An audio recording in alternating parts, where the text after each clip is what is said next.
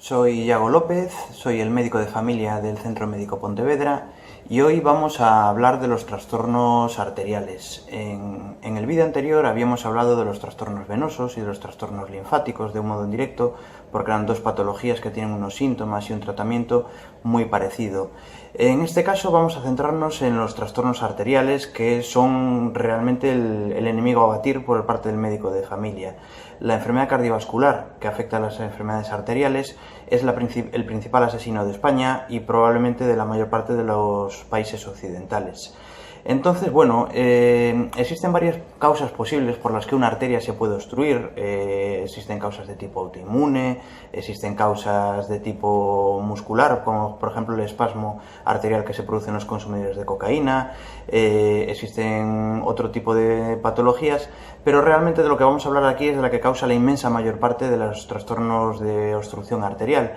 que es la enfermedad aterosclerótica, es decir, la formación de placas de ateroma en las arterias de nuestro cuerpo. Estas placas y estas obstrucciones pueden surgir en cualquiera de nuestras arterias. De hecho, suelen surgir en aquella persona a la que sufre un envejecimiento arterial prematuro. Le ocurre normalmente en todas las arterias de su cuerpo, pero ocurre con más velocidad en unas y menos en otras, en parte por la genética y por algunos factores menores.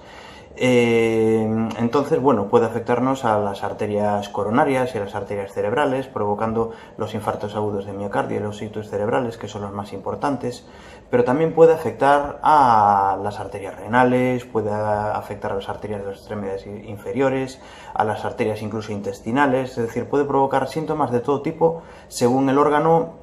al que afecten. Entonces, bueno, vamos a centrarnos en cómo se origina la obstrucción de una arteria por causa aterosclerótica. Vais a ver un gráfico aquí a la izquierda en el que veis diversos tiempos de la formación de una placa de ateroma, desde una arteria normal que suele tener un niño al nacer y que se suele conservar hasta los 20 años, a la aparición de una estría grasa que básicamente consiste en la captación de colesterol, pero también de otros tipos de grasa, por parte de unas células espumosas que están bajo el endotelio vascular, es decir, bajo la membrana íntima que envuelve por dentro a nuestras arterias. Con el paso del tiempo, esta estría grasa puede ir evolucionando hasta convertirse en una verdadera placa de ateroma, que finalmente puede provocar una enfermedad obstructiva por dos motivos de los que vamos a hablar. En segundo lugar, ¿qué tipo de obstrucción? Lo que os digo, ¿qué tipo de obstrucción se puede producir en la arteria? Pues se puede producir una simple obstrucción lenta y progresiva de la arteria, es decir, la placa puede llegar a ser tan grande como para que me produzca síntomas, porque la mayor parte de nosotros tenemos unas arterias de un calibre lo suficientemente amplio como para que, digamos, tengamos calibre de sobra, es decir, hasta que no se produzca una obstrucción, a veces de un 40 o de un 50% del calibre de nuestro vaso, en principio nosotros vamos a tener una funcionalidad completamente normal. Pero a partir de un cierto grado de obstrucción, entonces empezaremos a tener síntomas crónicos de obstrucción arterial. ¿Cómo podemos traducir esto a síntomas reales? Pues, por ejemplo, una persona que tenga una obstrucción crónica en una arteria coronaria, lo que va a tener es sangre suficiente para nutrir a su corazón en reposo, pero no va a tener sangre suficiente para nutrir a su corazón en ejercicio, de tal manera que esta persona lo que tendrá es lo que se llama una angina de esfuerzo, es decir, cuando esta persona está en reposo no tiene sintomatología cardíaca, pero cuando esta persona pues sube una cuesta o va a más velocidad, a una velocidad determinada, empieza a percibir una fuerte sensación de presión en su pecho que le obliga a parar y normalmente este reposo acaba produciendo la resolución de este fenómeno doloroso. También puede ocurrir, pues en el caso de que yo tenga una obstrucción en una arteria de una pierna, pues puede ocurrir que yo, cuando voy a una cierta velocidad, empiece a sentir un fuerte dolor o una fuerte frialdad en esa pierna y que al empezar a descansar, pues esa sintomatología remita. Este tipo de síntomas crónicos suelen ser debidos a placas que son grandes, pero que sobre todo son grandes a expensas de la cápsula fibromuscular que habéis visto en el dibujito. Es decir, no tanto a expensas de que haya una gran cantidad de colesterol y resto de grasas, sino a expensas de una gran membrana muscular. Es lo que se llama placas estables. Son muy, pues lo que digo, muy molestas, muy sintomáticas, pero curiosamente no suelen ser demasiado peligrosas. En el otro extremo tenemos lo que se llama la sintomatología aguda, que suele ser debido a placas que no son tan grandes como las que producen los síntomas crónicos. Son placas que muchas veces tienen una membrana fibromuscular finita, pero tienen una gran cápsula de colesterol. Ese tipo de placas que tienen una gran cantidad de colesterol tiene una cierta facilidad para abrir unas pequeñas fisuras que conecten las células espumosas con el torrente circulatorio ante una subida de tensión, es decir, ante un enfado, ante un susto, ante un disgusto, o en el momento crítico, que es como se define el momento del despertar por la mañana, se puede producir una ulceración. Esa ulceración que ponga en contacto a las células espumosas con mi sangre va a originar un trombo plaquetario, es decir, mi sangre va a reaccionar violentamente para tapar esa herida, provocando un trombo de tal dimensión que muchas veces tapa súbitamente el calibre de la arteria. Y esto es lo que origina el verdadero infarto, es decir, cuando una persona pasa de un riego aparentemente normal a una obstrucción súbita que deja completamente sin riego a una cierta zona de nuestro cuerpo, ya sea un área del miocardio del corazón, o ya sea una cierta zona de mi cerebro, o ya sea una pierna completa, entonces empieza la cuenta atrás, muy particularmente en el tejido cerebral. Muy poquitos minutos sin riego sanguíneo empieza a producir la muerte de células, la muerte de neuronas por falta de riego, o en el caso del corazón, unos pocos minutos, también a partir de unos 20 minutos sin riego, van a empezar a morirse células miocárdicas, que es cuando verdaderamente hablamos de infarto. Es decir, el infarto se define como la muerte celular por falta de riego. Una persona que solamente tiene una angina de pecho, angina es como se llama al dolor que se percibe en el corazón por falta de riego. Pero cuando empiezan a morirse células es cuando técnicamente hablamos del infarto, ya sea un infarto cerebral en el caso de muerte de tejido nervioso por falta de riego, o infarto agudo de miocardio en el caso de muerte de células musculares cardíacas por falta de riego. Bien, esto básicamente es el mecanismo por el que los dos mecanismos por que alguien puede tener síntomas. Como decíamos, síntomas crónicos por una placa grande pero estable, o síntomas agudos por una placa no necesariamente grande pero inestable que forma una úlcera y finalmente un trombo que provoca una obstrucción sin previo aviso en una persona que hasta entonces tenía una vida normal. En tercer lugar, vamos a centrarnos en cómo se llega a esta situación. Entonces, lo primero que debemos entender es que esta situación puede formar parte del envejecimiento normal, es decir, todos nosotros, aunque llevemos unos hábitos de vida saludables, podemos tener una leve tendencia a formar este tipo de placas, pero muy lentamente con los años, de forma que podemos alcanzar los 80 años sin que tengamos ningún tipo de sintomatología ni ningún tipo de amenaza sobre nuestra salud. Pero existen cosas que a día de hoy sabemos que aceleran la progresión de las placas de ateroma, que esa es la lucha principal, como os decía, del médico de familia. Entonces, los datos que tenemos sobre este envejecimiento arterial prematuro empezaron a desarrollarse a partir de un estudio que se hizo en 1948 en una ciudad de Estados Unidos llamada Framingham. Se empezó a recolectar sistemáticamente muchísimos datos de la salud de la gente de esa población y se fue observando en tiempo real, a medida que pasaban los años e incluso las décadas, qué ocurría con las personas con ciertos valores de tensión, de talla, de peso, etcétera, etcétera. Y en ese momento se empezó a comprobar, aunque no se conociese bien el mecanismo causal, se empezó a comprobar que existía una asociación estadística muy fuerte entre los eventos cardiovasculares y unas cifras elevadas de tensión, o unas cifras elevadas de colesterol, o bien unas cifras elevadas de ¿cómo se dice esto?, de obesidad o la presencia de tabaco, y cuanto más tabaco, más riesgo cardiovascular, los niveles de glucosa, etcétera, etcétera. Todas estas cosas se fueron elaborando a raíz de los datos de este estudio, que a día de hoy sigue estando abierto. A medida que van pasando las décadas, averiguamos ciertas cosas que también se asocian estadísticamente al riesgo cardiovascular y que antes no conocíamos. La tabla que vais a ver aquí a la derecha es la tabla SCORE, que es la versión europea de la tabla que se elaboró en el estudio de Framingham. Es decir, un montón de países europeos participan en un estudio a gran escala que también está activo y que se dedica a medir estadísticamente la cantidad de muertes de causa cardiovascular que se producen en toda la población europea. Y bueno, el aspecto de la tabla SCORE es muy similar al aspecto de la tabla Framingham original. Podemos comprobar que existe una columna para hombres y una columna para mujeres. Los hombres tenemos un riesgo cardiovascular más elevado que las mujeres. Hay también una columna aparte para los fumadores con respecto a los no fumadores. Y, por supuesto, cuanta más edad, mayor es el riesgo cardiovascular porque, como decíamos, la edad es un factor de riesgo cardiovascular aislado. El problema es que existen factores de riesgo que son modificables y otros que no son modificables, y por eso nos procuramos centrar en aquellos modificables, porque desgraciadamente no podemos cambiar nuestra edad. Y hombre, se puede cambiar de género, pero es mucho más, evidentemente es mucho más difícil, y cambiarlo por cambiar el riesgo cardiovascular sería una barbaridad. Entonces nos centramos sobre todo en cada una de esas celdas que vais a ver. Veréis que cuanto más arriba, más tensión arterial, y cuanto más a la derecha, más colesterol. Estos sí son factores modificables. Lo que intentamos los médicos de familia es que el paciente se mantenga arrinconado en la esquina de abajo a la izquierda, es decir, en la zona de mínimo riesgo cardiovascular, y si puede ser en la columna de los no fumadores, mejor que mejor, porque lógicamente lo que haremos será que esta persona, por muy mayor que se haga, mantengamos su riesgo de eventos cardiovasculares al mínimo posible. Realmente esta tabla no es del todo completo. Hay dificultades técnicas que impiden hacer una visión más global del riesgo cardiovascular. Si pudiésemos hacer una tabla que fuese en 3 dimensiones, podríamos hacer además una celda adelante en la cual podríamos medir también cuál es el grado de descontrol de la diabetes, porque la diabetes no es una enfermedad cualitativa, es una enfermedad cuantitativa, es decir, tiene tanto más riesgo cardiovascular el diabético cuanto peor controlada está su diabetes. Entonces, bueno, si pudiésemos crear una tabla en 3 dimensiones, igual que la deslizamos hacia la derecha para el colesterol, también la podríamos deslizar hacia adelante para el grado de mal control de la diabetes, para poder medir el riesgo cardiovascular. Y bueno, vamos a centrarnos ahora en hablar de algunos de los factores de riesgo básicos que influyen en esto. El primer de ellos es la hipertensión.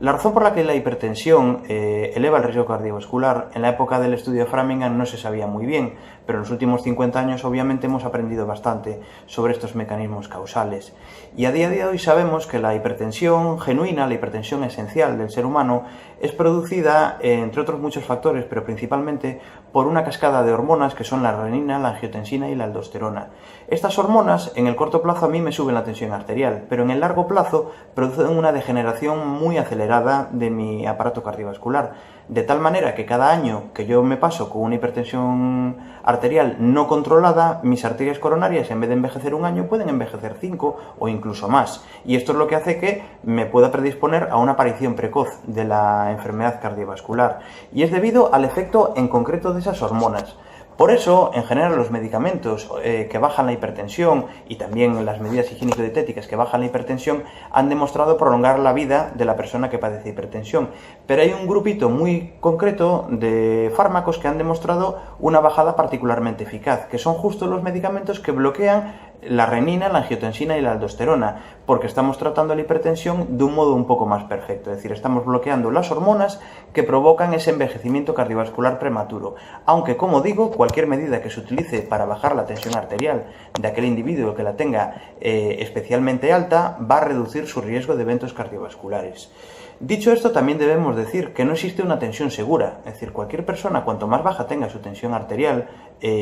pues más bajo su riesgo cardiovascular. La razón por la que hemos fijado unos límites nosotros para decir quién es hipertenso y quién no, ha sido por una razón de consenso y por una razón de sentido común. Tenemos que trazar una frontera a partir de la cual, tratando a poquitos individuos, vamos a salvar muchos miles de vidas, porque si bajásemos el umbral de la tensión arterial más todavía, pues pongamos que considerásemos hipertenso a todo aquel que pasase de una tensión sistólica de 110, habría que tratar ya a toda la población para evitar 3 infartos más. Entonces, ese límite que hemos puesto de 140/90 de tensión arterial es un límite, por supuesto, artificial, pero necesario, porque necesitamos un punto de consenso en el que decidir cómo, tratando a la menor cantidad de gente posible, podemos ahorrar el mayor número de vidas posibles. Y con respecto al colesterol pasa exactamente lo mismo, es decir, el colesterol, tampoco existe un colesterol seguro. El mecanismo por el cual se produce la captación de colesterol en las arterias es un poquito más intuitivo, es decir, cuanto más sea la cantidad de colesterol disponible, sobre todo en proteínas LDL, que son las proteínas que popularmente se llaman colesterol malo, que transportan colesterol hacia los vasos sanguíneos periféricos, pues cuanto más alta sea la cantidad de grasa disponible, más facilidad tienen las células espumosas de captar ese colesterol circulante. Entonces, bueno, toda medida destinada a bajar el nivel de colesterol de una persona es bienvenida. Y como decíamos antes, no existe un nivel de colesterol a partir del cual podemos considerar que alguien está seguro, pero por pura lógica también hemos decidido establecer un nivel de colesterol a partir del cual creemos que es rentable tratar a esa persona, porque tratando a relativamente pocos individuos salvaremos muchas vidas. Con los años a veces va cambiando el margen que consideramos necesario del colesterol, pues en parte porque se va avanzando un poco más en los estudios. No nos engañemos, la industria farmacéutica también presiona, porque cuanto más bajo sea el umbral de la tensión y del colesterol, más gente estará tomando el medicamento, y esto también tiene un componente de negocio que no debemos evitar, y el sentido común del médico debe primar sobre los intereses comerciales que puedan existir. Pero en general se suelen alcanzar puntos de consenso en los que al final lo que conseguimos es eso, es decir, tratar dentro de lo que cabe únicamente a la gente que realmente está en peligro y dejar tranquilo al resto de la población, porque sería un absurdo tratar a la totalidad de la población para evitar 3 eventos cardiovasculares más, porque cuando se tratan a millones de personas, al final puede que los efectos secundarios de los fármacos predominen sobre los efectos beneficiosos de esos 3 pacientes más que hhemos conseguido tratar. Dicho esto, también es cierto que tanto los hipertensivos de uso común como los hipolipemiantes, es decir, los medicamentos para colesterol de uso común, son razonablemente inofensivos, y desde luego con los criterios con los que hoy los utilizamos, claramente son fármacos que ahorran muchísimas vidas y que por tanto deben seguir siendo utilizados. También está, como os decía antes, el control de la diabetes. Un exceso de glucosa crónicamente elevado en sangre produce un deterioro acelerado de las arterias, y lo mismo, produce no solamente la formación de placas de ateroma, sino que incluso produce daño, y esto es casi exclusivo de la diabetes, produce daño de los capilares sanguíneos, y por tanto la gente que padece diabetes debemos intentar tener su glucosa lo mejor controlada posible, porque no solamente, como os decía, es una enfermedad cualitativa de tener o no tener diabetes. Hay diabetes y diabetes. Cuanto más elevada esté crónicamente la glucosa del individuo, más rápido es el deterioro cardiovascular. Y un diabético que está muy bien controlado, en principio lo que esperamos es que el deterioro de su árbol cardiovascular sea exactamente el mismo que el de una persona que no es diabético. Es decir, que podemos ser muy ambiciosos en el tratamiento de la diabetes porque podemos conseguir grandes éxitos. Y bueno, el resto de los factores, el tabaco, ¿qué se puede decir que nos haya dicho ya sobre él? Es decir, sabemos que el tabaco, por múltiples razones, acelera también la formación de placas de ateroma, y por tanto es una de las múltiples razones por las que una persona debería dejar de fumar. Sabemos también, por supuesto, que el tabaco aumenta el riesgo de no solo cáncer de pulmón, sino de cáncer de vejiga o cáncer de páncreas, y evidentemente, por definición, el estar absorbiendo cenizas y vapores a alta temperatura es claramente lesivo para el aparato respiratorio. Pero bueno, centrándonos en el aparato cardiovascular, dejar de fumar es siempre una buena idea, incluso aunque ganamos un par de kilos a pesar de dejar de fumar, es siempre una buena idea para reducir nuestro riesgo cardiovascular. Y después hay otros factores a los que se le presta poca atención, pues por lo que os decía, porque comercialmente tal vez sea menos rentable, y es el control del sobrepeso y el control de la actividad física. El sobrepeso el sobrepeso graso es un factor de riesgo cardiovascular per se, y muy particularmente en las personas que tienen tendencia a acumular la grasa a nivel abdominal, porque los adipocitos abdominales son los que tienen un efecto más lesivo sobre mi perfil cardiovascular, en parte por sí mismos y en parte por razones indirectas que consisten en que a más perímetro de cintura, cifras de tensión arterial más altas, a más perímetro de cintura, valores de colesterol malo más altos, y a más perímetro de cintura, valores de glucosa en sangre más altos. Entonces, la lucha contra la obesidad es una parte absolutamente crítica e irrenunciable de la lucha contra el riesgo cardiovascular. Más sacrificada, lógicamente, porque es más fácil tomarse una pastillita que luchar contra una serie de hábitos alimentarios perjudiciales, pero que sea más difícil no lo hace menos importante, todo lo contrario. Y después también está el sedentarismo, es decir, existe gente que, aún no teniendo sobrepeso, lleva una vida completamente sedentaria, y a día de hoy sabemos que esta gente está en peligro solamente por su sedentarismo. Entonces, adquirir hábitos de vida saludables en el sentido de llevar una vida activa es también muy importante. Y dentro de los hábitos de vida activos, muy particularmente los estilos de vida activos de tipo aerobio, es decir, hace un deporte más sano para sus arterias y su corazón aquel que practica un deporte de fondo, es decir, que es un deporte que no se practica con mucha intensidad, pero sí durante mucho tiempo, que una persona que hace un deporte muy explosivo. La gente que hace halterofilia, la gente que hace carreras de velocidad, no está tan bien protegida contra los eventos cardiovasculares como aquella persona que hace deporte de fondo, como la maratón o, bueno, sin ser tan ambiciosos, distancias que sean prolongadas. Y además, dentro de la maratón, pues curiosamente tiene el corazón más protegido quien corre la maratón para acabarla que quien corre para ganarla, porque quien corre para ganarla está haciéndolo ya cerca del umbral anaeróbico y por tanto está haciendo un ejercicio ya más parecido a las pesas, ya más parecido al ejercicio de velocidad que el ejercicio de fondo, que como digo es el que más ha demostrado proteger el corazón sin someterlo a riesgos innecesarios. De todas formas, en futuros vídeos vamos a hablar un poco más pormenorizadamente de estos factores de riesgo que os he hablado de momento a pinceladas para no hacer un vídeo demasiado largo y demasiado tedioso, porque cada una de estas cosas, es decir, el control de la tensión, el control del colesterol, el control de la glucosa, las distintas actividades deportivas, merecen cada una de ellas un vídeo aparte porque son cosas que se pueden tratar con muchísima precisión en beneficio de nuestra salud. Entonces, en futuros vídeos, si vosotros estáis interesados, hablaremos uno por uno de cada uno de estos factores. De momento, creo que la información que os he dado es bastante ya para moleros la cabeza. Entonces, me despido. Un saludo.